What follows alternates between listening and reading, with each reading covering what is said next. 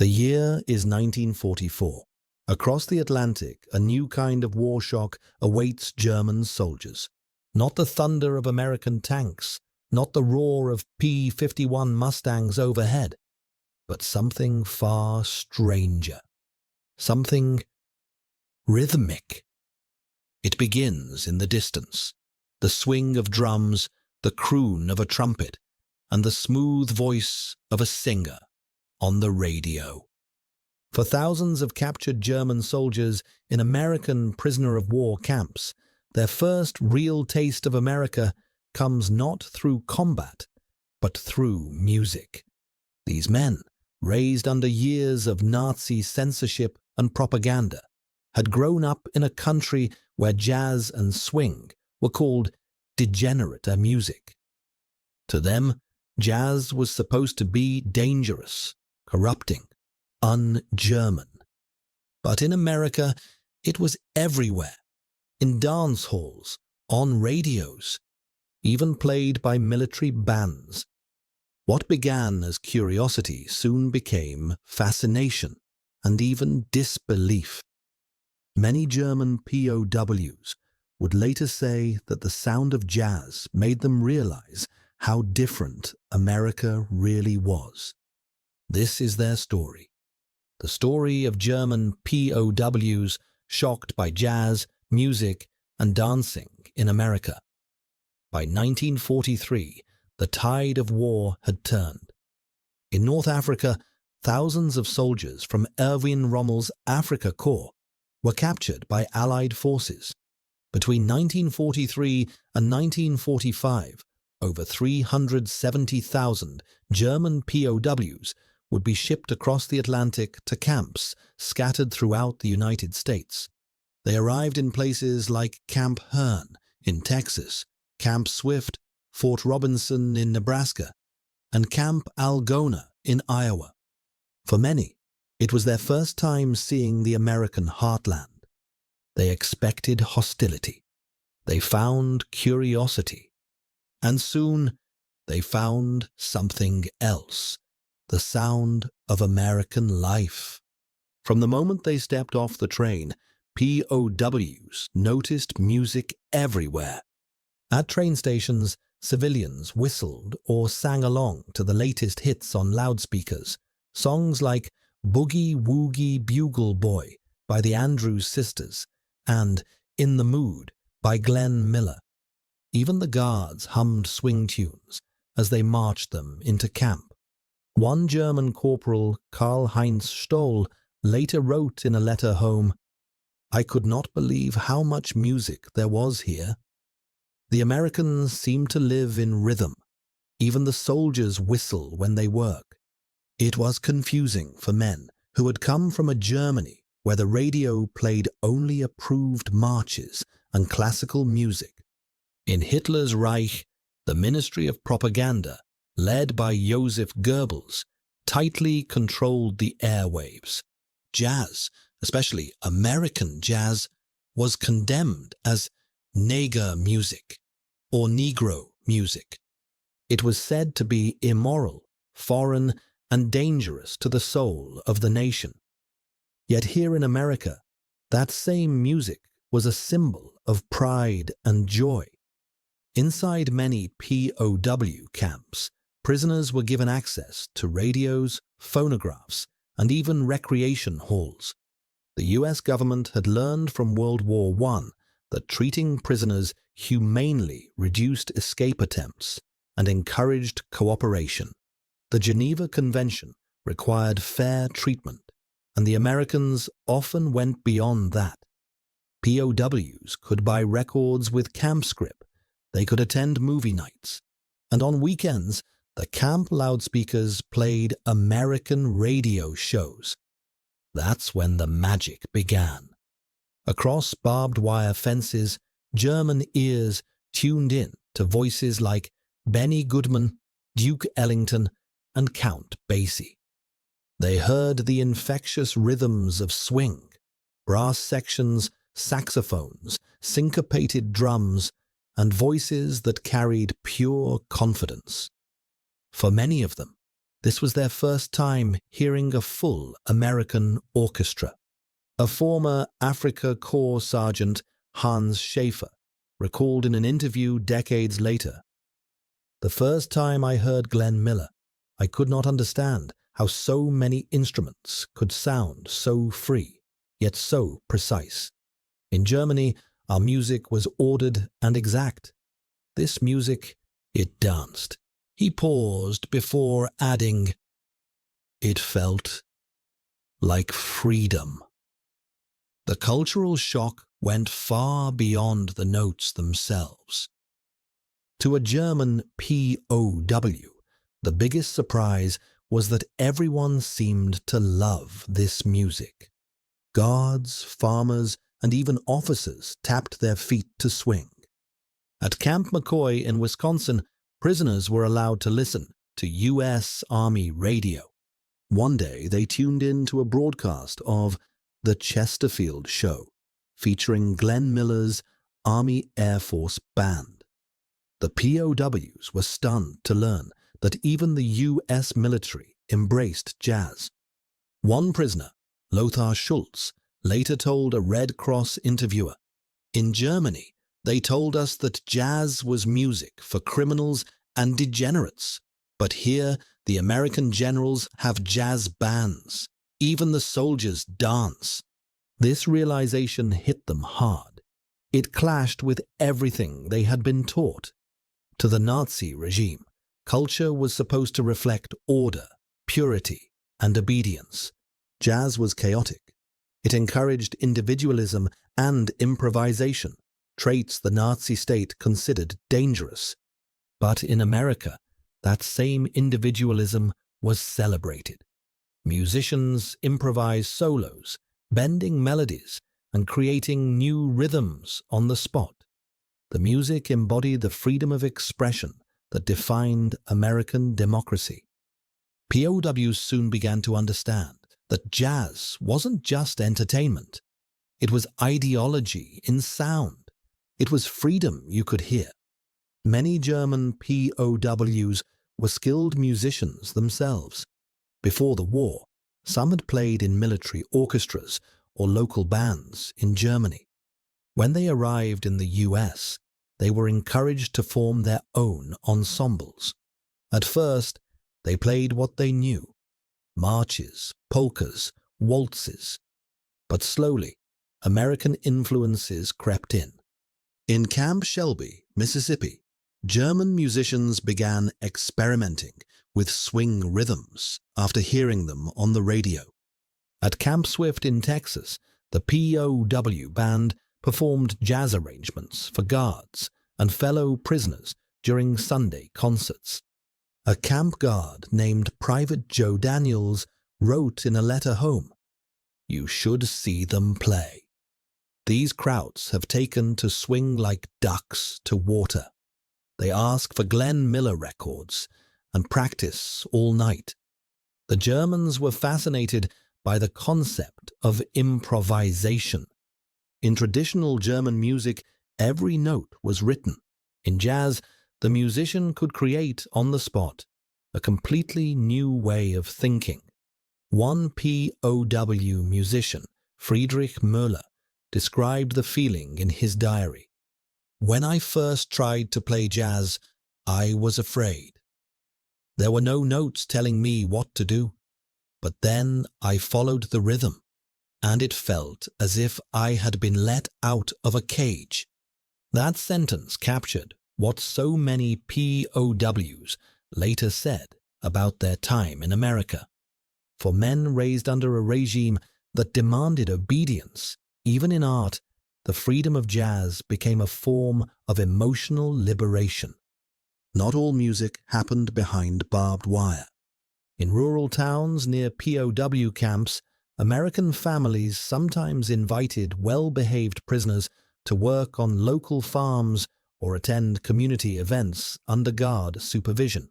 In Iowa, Nebraska, and Georgia, some POWs heard live jazz bands for the first time in small-town dances or church socials. One account from Camp Algona, Iowa, tells of a group of German soldiers who helped harvest corn for a local farmer. After work, the farmer's teenage daughter invited them to the town's Saturday dance. The hall was packed. The band was playing "Don't Sit Under the Apple Tree." At first, the Germans stood awkwardly in the corner, unsure what to do. Then the music took hold. Feet started tapping. One brave POW joined the locals on the dance floor. Soon, the others followed. Later, one of them wrote, "We had never seen women dance like that. Free, happy, unashamed. In Germany, everything was so serious. Here they laughed while dancing. It was contagious. The guards watched but didn't interfere. It was as if, for one evening, the war had disappeared. Only the music remained. For prisoners of war confined in the camps, the radio became their window into American life. Many camps allowed access to stations like Armed Forces Radio Service or local civilian broadcasts. The playlists featured the giants of the swing era: Glenn Miller and his Army Air Force Band, Benny Goodman, the king of swing, Tommy Dorsey, Artie Shaw, and singers like Frank Sinatra, Ella Fitzgerald, and Billie Holiday. Each brought a different flavor of freedom. Miller's precise arrangements, Goodman's bold clarinet, Fitzgerald's effortless improvisation. POWs were astonished that African-American musicians were not only heard, but celebrated. In Nazi Germany, black people had been portrayed as inferior. Yet here, they were stars. A young POW named Helmut Kruger, captured in Tunisia, said after hearing Duke Ellington, "They said Negroes were primitive, but his music is like architecture. It has structure, beauty, and intelligence." That realization changed how many of them viewed America and the world. In post-war interviews, several former POWs admitted that hearing African-American music was one of the first cracks in the wall of Nazi racial ideology. They began to see that talent, not race, defined worth in America. For the US government, this soft power was unintentional but powerful.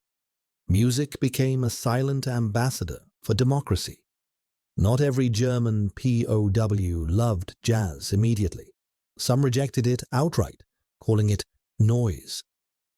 A few hardline Nazis in the camps tried to ban their fellow prisoners from listening.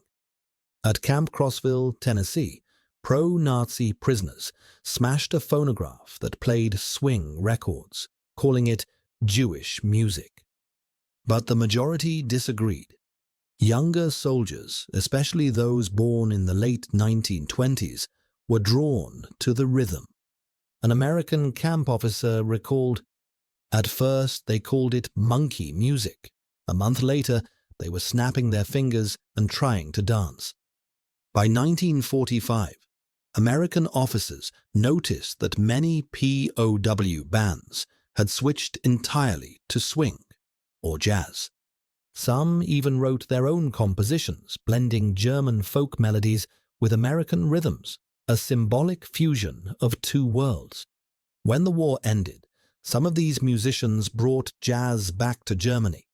They became part of the post-war jazz revival that swept Europe in the 1950s, helping bridge cultural divides between former enemies.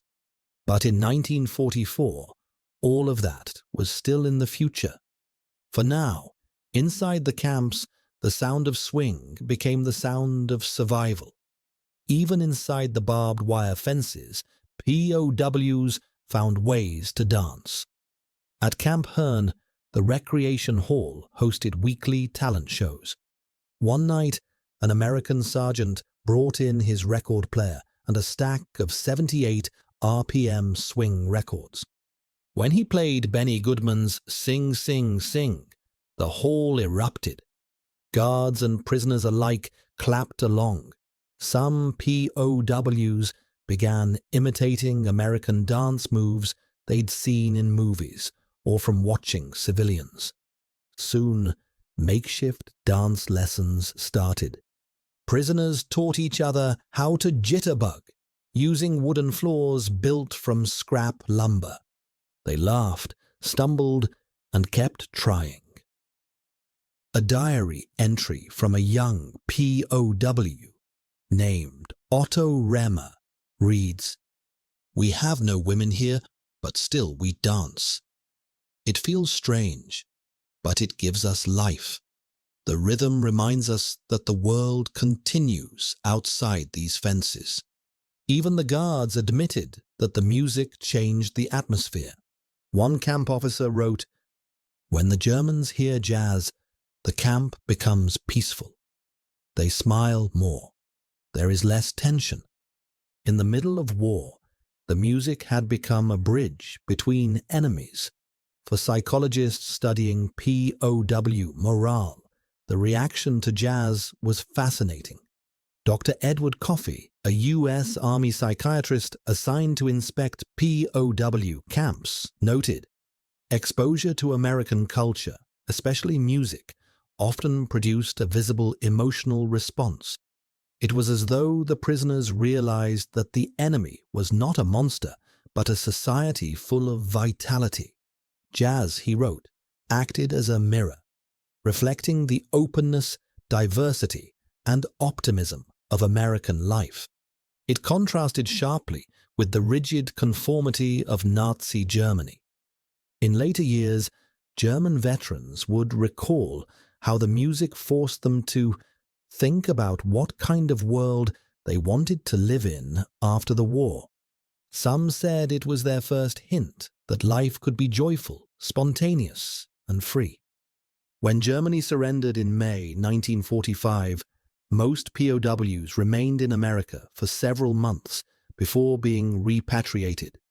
By then, jazz had become part of their daily lives. Many brought home memories of the songs that had defined their captivity. Moonlight Serenade, Chattanooga Choo Choo, Take the A Train, In the Mood. A German officer, Wilhelm Lang, wrote in his memoir, "The Americans fought with tanks and planes, yes, but their greatest weapon was culture. Their music was alive. It made us envy them. When these men returned to a shattered Germany, they carried with them not just stories of war, but the rhythm of a new world." Jazz clubs began to appear in Munich, Frankfurt, and Hamburg. Some were even founded by former POWs who had learned swing behind barbed wire. They played not out of imitation, but inspiration, because they had seen and heard the sound of freedom. By the end of 1945, tens of thousands of German prisoners had heard jazz, swing, and American popular music for the first time. Many of them later said it was the most unexpected shock of their captivity. Not the food, not the climate, but the music and what it represented. To them, jazz wasn't just rhythm. It was rebellion against fear. It was proof that art could be free. By late 1944, German POWs were spread across nearly every region of the United States. From the pine forests of the South to the rolling fields of the Midwest, more than 500 camps housed these men. Each camp had its own rhythm: daily work, roll calls, meals, and long stretches of boredom. But in many of them, one thing broke the monotony: music. The Americans understood the power of morale. They encouraged POWs to hold concerts, plays, and cultural events. And through those moments of creativity, something unexpected happened. The barriers between guard and prisoner began to soften. The Germans discovered that their captors were not monsters. The Americans discovered that their prisoners were not mindless enemies. And both sides discovered that music spoke a language older than war. At Camp Hearn, Texas, one of the largest POW camps in the country, prisoners built their own radios out of spare parts. They weren't trying to escape. They were trying to listen. A group of prisoners, led by a mechanic named Erich Pfennig, rigged up a small receiver using wire from food tins, a razor blade, and a piece of pencil lead. They tuned into local stations playing big band swing. Pfennig later wrote in his journal, "We were supposed to use the wire for repairs, but we wanted to hear the outside world." The music came faintly at first. Then suddenly, the trumpets burst through. We froze. It was Benny Goodman. That night, dozens of POWs gathered secretly in the barracks. They took turns leaning close to the makeshift radio, smiling as the rhythm filled the air. When guards discovered what they were doing, they expected trouble. But instead of punishment, the camp commander smiled.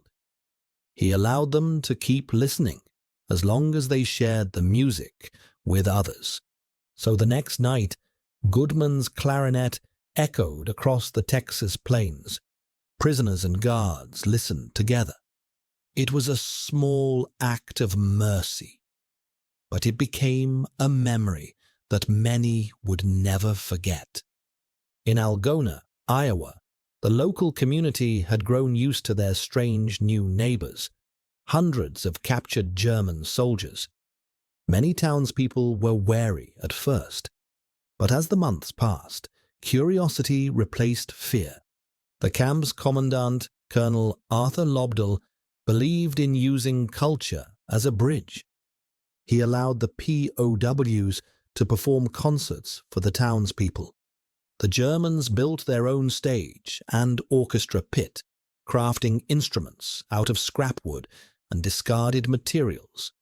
They practiced daily, not military marches, but swing and popular tunes. When the first public concert was held in late 1944, townspeople filled the hall. They expected solemn classical music. Instead, the POW band opened with "A String of Pearls." The audience gasped. Then they laughed and clapped along. It was surreal. Captured German soldiers playing Glenn Miller in the heart of Iowa.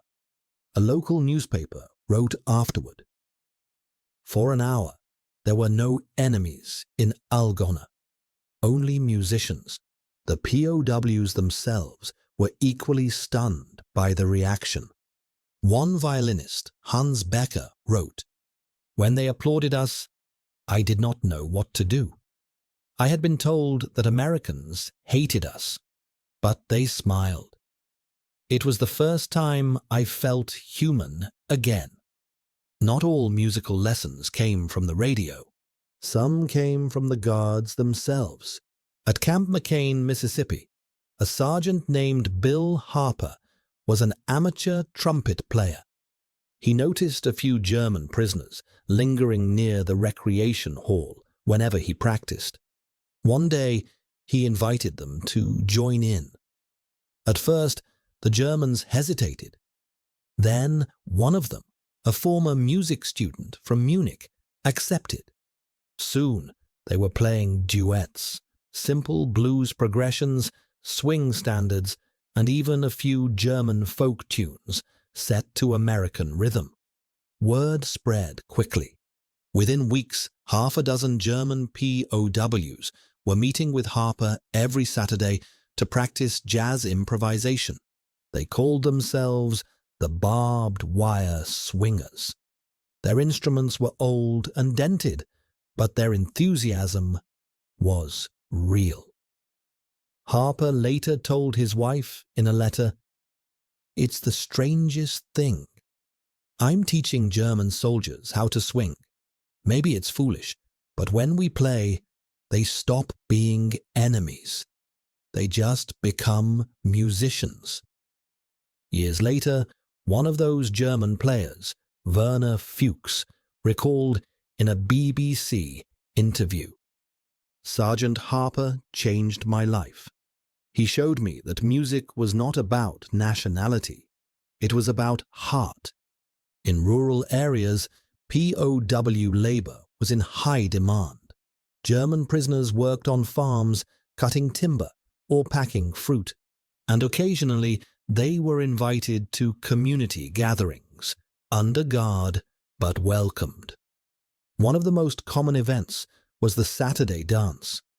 In small towns like Deming, New Mexico, or Camp Atterbury, Indiana, local bands played swing music for young couples. When POWs were allowed nearby, usually to serve refreshments or clean up, they watched in astonishment. Women in bright dresses twirling to the rhythm.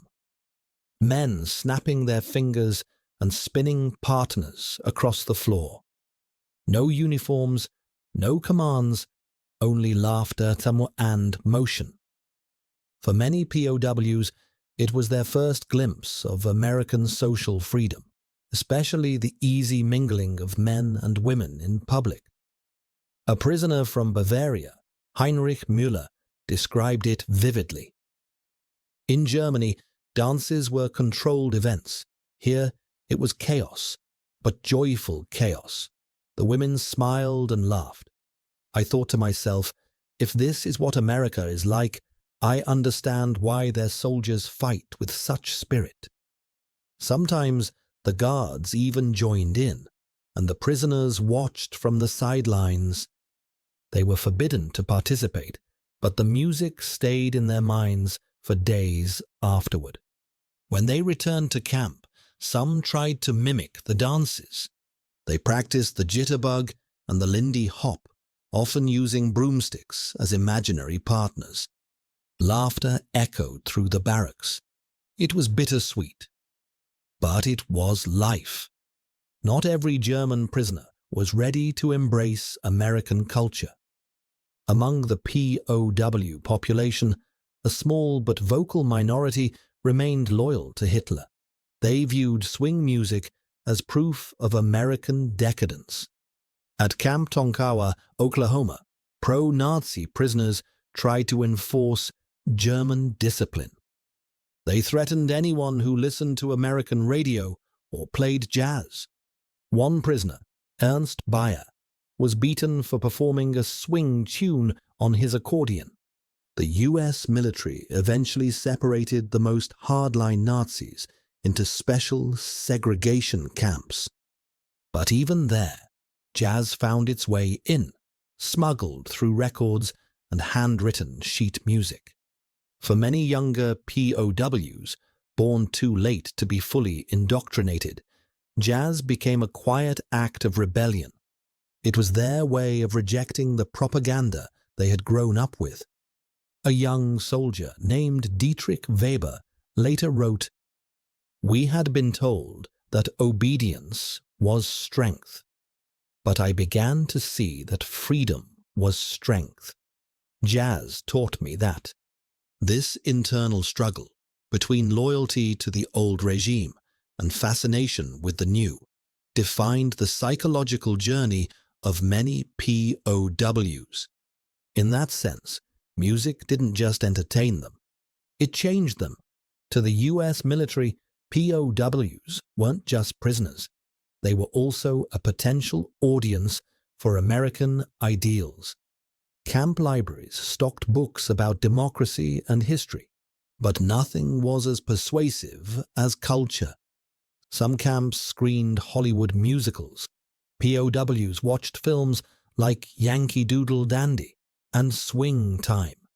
They saw Fred Astaire glide across the floor, Gene Kelly tap with infectious energy, and Cab Calloway sing with pure joy. The reaction was electric. A former POW, Joachim Richter, recalled, "We had been told that America was soulless, a land of machines.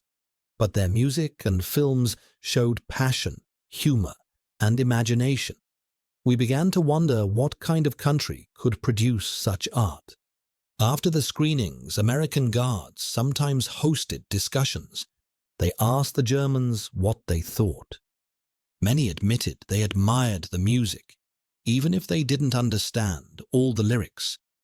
Those small conversations planted seeds that would later grow into new perspectives when the men returned home. In some POW camps, prisoners were even allowed to publish their own newsletters. These papers reported on camp events, sports results, and sometimes music. At Camp Concordia, Kansas, one issue from late 1944 reviewed a concert by the camp's jazz ensemble. The anonymous writer described the performance as a strange yet delightful encounter with freedom. The Americans play music that defies rules. It confuses the German ear but liberates the heart. That sentence captured what many felt. Jazz was more than just a style. It was a philosophy, one that valued creativity over conformity. For German soldiers raised to follow orders, that was revolutionary. One of the most remarkable transformations occurred in Camp Atterbury, Indiana. There, an American band leader named Lieutenant Ralph Stewart organized weekly jam sessions open to anyone, guards or prisoners. Dozens of German POW musicians volunteered. Trumpets, saxophones, clarinets, even violins. Soon they were performing side by side with American soldiers. They rehearsed songs like Tuxedo Junction, Moonlight Serenade, and A Tisket, A Tasket. Audiences included both American troops and German prisoners. One evening, the combined band played a joint concert for the camp. The highlight was a jazzed-up version of the German folk tune, Lili Marleen. The Americans loved it. The Germans stood and applauded. Afterward, Lieutenant Stewart told a reporter, "If we can play music together, maybe someday we can live together." For many of the Germans, that night symbolized something profound, a glimpse of reconciliation before the war had even ended. As the war drew to a close, the tone inside the camps shifted. Victory was near, but so was uncertainty. What would happen when they went home? Would they be punished or welcomed?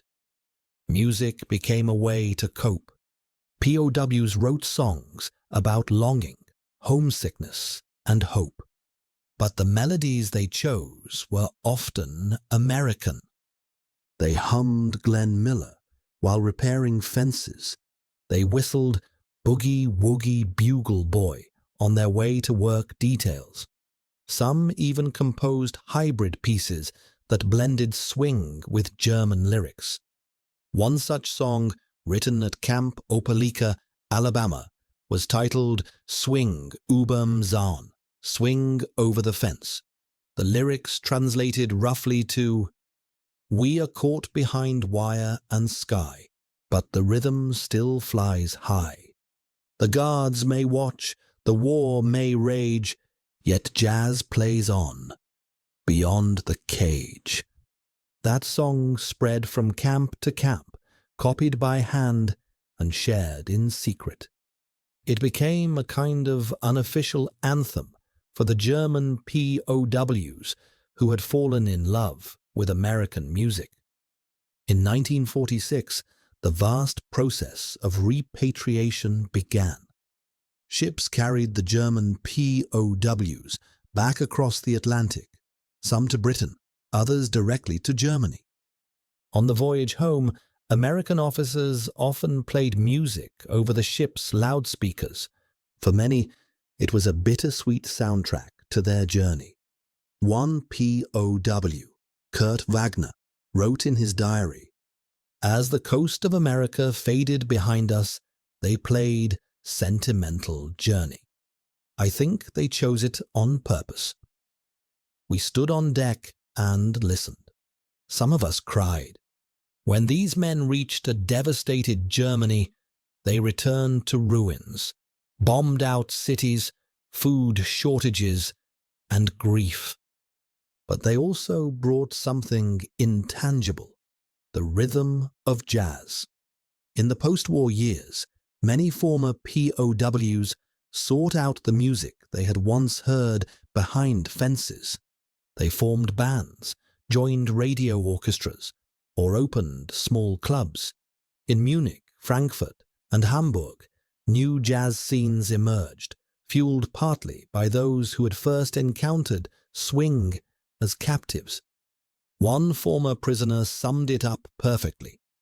"We went to America as soldiers. We came back as musicians." Looking back, historians see the POW jazz phenomenon as more than a cultural curiosity. It was part of a larger story, the story of how American ideals spread not by force, but by rhythm and melody. For the German prisoners, jazz was a revelation. It represented spontaneity, diversity, and joy. Everything Nazi Germany had tried to suppress. For the Americans, it became a symbol of their own national character, creative, open, and confident. Music didn't end the war, but it softened hearts, built respect, and offered glimpses of peace in a world still burning. Even behind barbed wire, the sound of a trumpet could remind men of their shared humanity. By 1946, the war was over, but the echoes of jazz remained. German POWs, who once sneered at degenerate music, now cherished it. They wrote about it in their memoirs, spoke of it in interviews, and remembered it for the rest of their lives. Jazz had become more than just entertainment. It was a cultural bridge, one that stretched from the Mississippi to the Rhine, from Texas to Bavaria. And in that bridge, forged by brass, rhythm, and courage, lay the quiet beginnings of post-war reconciliation. By 1944, the United States was alive with sound. Even in wartime, the air was filled with rhythm. Factories worked to the beat of swing. Soldiers marched to the latest big band tunes played over armed forces radio. And on Saturday nights, Americans crowded dance halls from New York to Kansas City to Los Angeles. Music was more than entertainment. It was morale. It was unity. It was proof that the American spirit was unbroken. From President Franklin D. Roosevelt to the average farmhand in Iowa, everyone knew the names. Glenn Miller, Benny Goodman, Duke Ellington, Count Basie, Artie Shaw, and the Andrews Sisters. When German POWs arrived, they entered a world that was not silent, but singing. And the Americans who guarded them were, in many ways, shaped by that same rhythm. For many U.S. soldiers assigned to guard duty at POW camps, the job was far from glamorous. It was repetitive and often dull, but they found their own way to make life more bearable. Through music. At Camp Swift, Texas, and Camp McCoy, Wisconsin, guards often brought phonographs to the watchtowers. They'd spin 78 RPM records between shifts, letting Glenn Miller or Benny Goodman fill the silence. Sometimes the sound drifted over the fences, and curious POWs listened from their barracks. One American private, Tom Lewis, wrote home in 1944, "The Krauts seem to like our swing. When I play Benny Goodman, they sit near the fence and listen. Sometimes I think they like it more than we do. At first, the guards found it amusing, but gradually they noticed something deeper. The prisoners seemed calmer, more cooperative, even happier after hearing the music. A military psychologist visiting the camps noted that American popular music appeared to reduce hostility and depression among POWs. Without planning it, the guards had turned jazz into a kind of informal therapy. Outside the camps, local communities reacted in their own ways. In the South and Midwest, many small towns were still adjusting to the sudden presence of captured enemy soldiers. But when those same prisoners began to show musical talent, something changed. At Camp Como, Mississippi, the German POW band was invited to play at a local charity fair. The guards supervised closely, of course, but the audience loved it. Farmers and families who had once viewed the prisoners with suspicion now clapped along to the music. A local newspaper headline read, "Enemy musicians bring swing to Camp Como." In many rural communities, people had lost sons and brothers to the war. Yet the music reminded them that not all Germans were fanatics. Some were simply young men, not much different from their own. At these concerts, jazz became a quiet act of reconciliation, one that unfolded months before peace was declared. One of the most powerful aspects of this story lies in what jazz represented inside America itself. Jazz was not born in the concert halls of Europe. It was born in New Orleans, Harlem, and Kansas City. In African American communities that had long faced segregation and discrimination. To many white Americans, especially in the 1930s, jazz was still considered rowdy or improper. But by the time of World War II, it had become mainstream, a symbol of modern America. For German POWs, this was shocking. They had grown up under racial ideology that declared black people inferior. Now, they found themselves in a country where black musicians were cultural heroes. One American guard, Corporal James Holloway, who was African American, remembered the reaction vividly. He played trumpet in a small camp band at Fort Benning, Georgia. When German POWs heard him perform, they were stunned. Holloway later said, "They looked at me like I was an alien. But when I played, they clapped. Some even asked how I learned. I told them, same way you did. I practiced." In that simple exchange, years of propaganda began to unravel. Later, many POWs would recall hearing black musicians on the radio, Louis Armstrong, Count Basie, Duke Ellington, and realizing how deeply their own government had lied to them. In interviews decades later, some German veterans said that learning about African American art and success was the moment they began to question Nazi ideology completely. During the war, the US Army maintained dozens of official musical units. They played at bases, parades, hospitals, and yes, POW camps. The most famous was Major Glenn Miller's Army Air Force Band, which toured extensively between 1942 and 1944.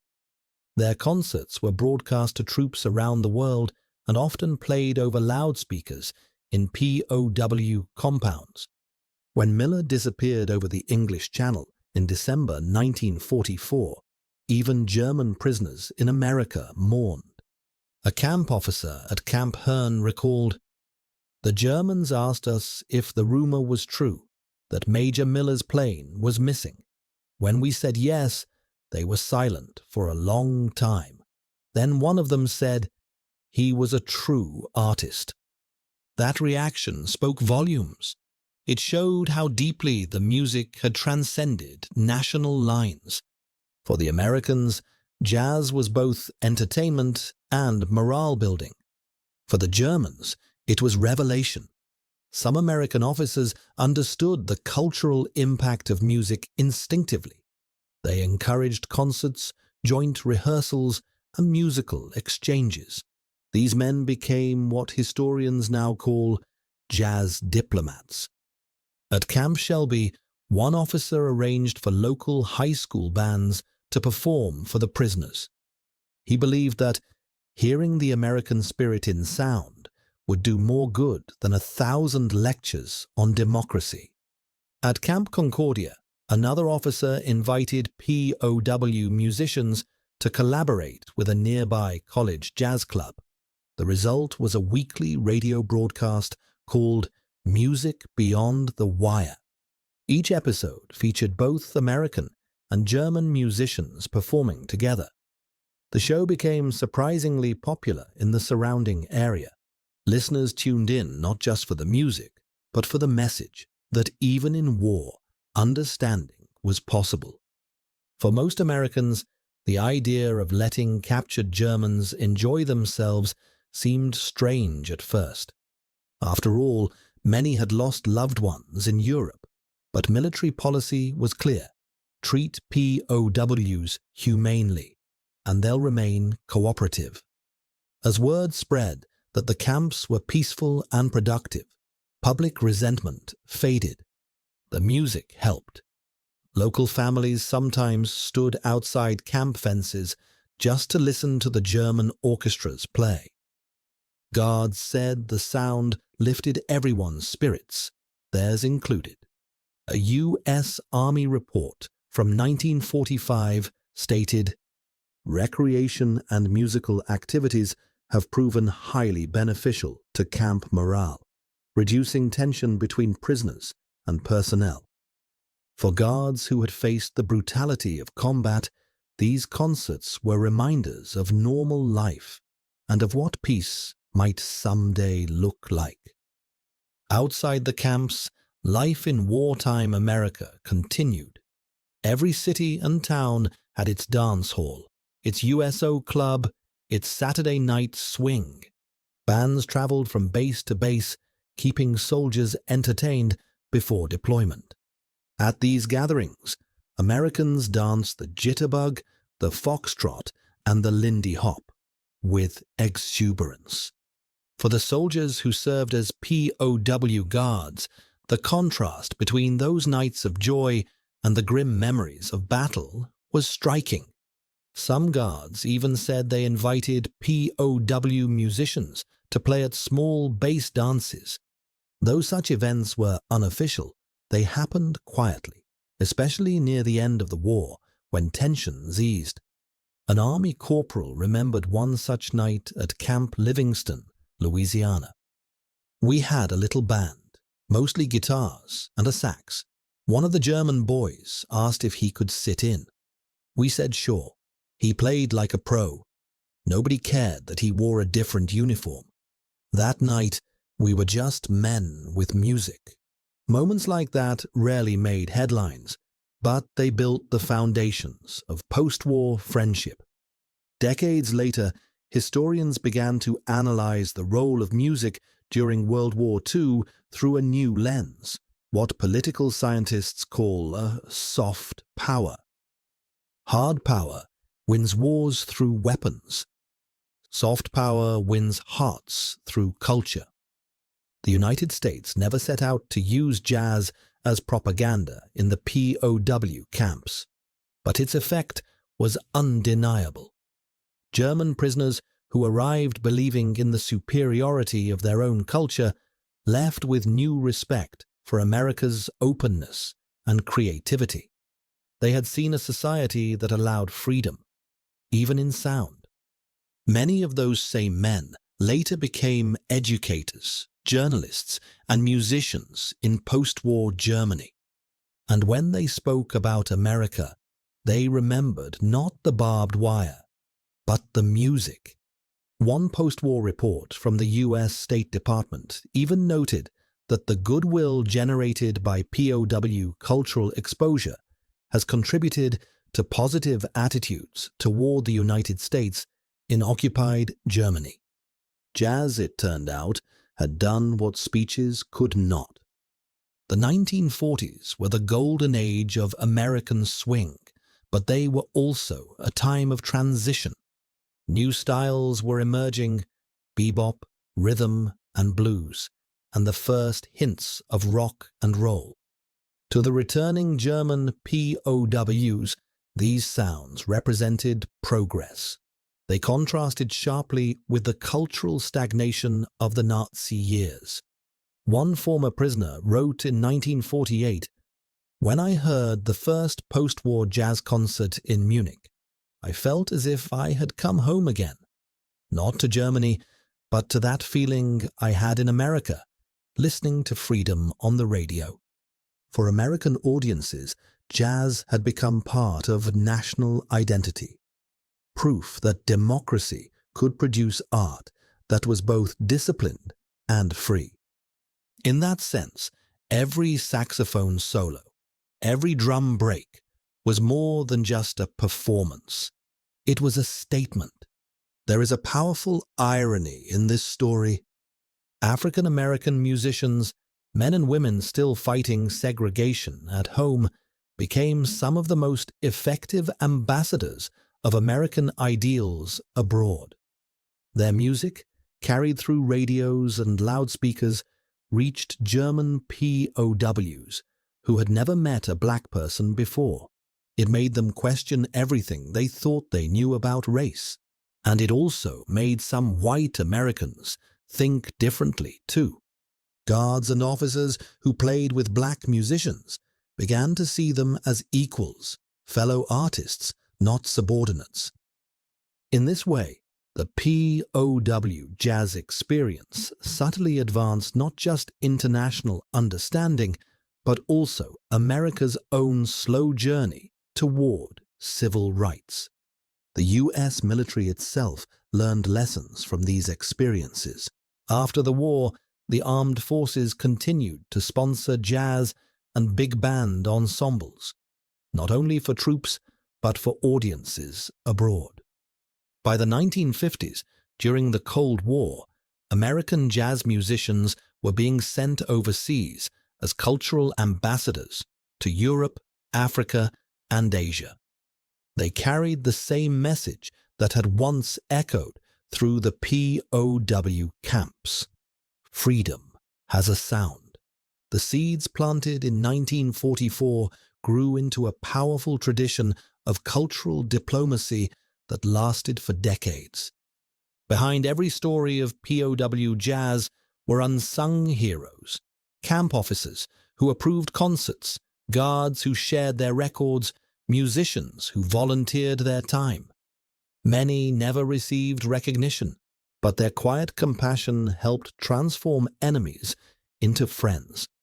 At a reunion in 1989, several former German POWs returned to the U.S. to visit the towns where they had once been imprisoned. One of them, Otto Weiss, met the daughter of a guard who had given him his first Glenn Miller record. He handed her an old, worn-out 78 RPM disc and said, "Your father gave me this in 1944. It changed my life." She cried as he spoke. He used to say the same thing, that music could make peace. By the end of the war, thousands of Americans had come to see their former enemies not as monsters, but as men. And much of that transformation happened not through politics or negotiation, but through song. For the Americans, sharing their music was natural. For the Germans, it was revelation. Together, they discovered something timeless, that humanity can survive even the darkest conflicts when there is rhythm to remind us of life. One camp chaplain perhaps said it best in 1945, "They came here prisoners. They left as listeners, and perhaps someday as friends."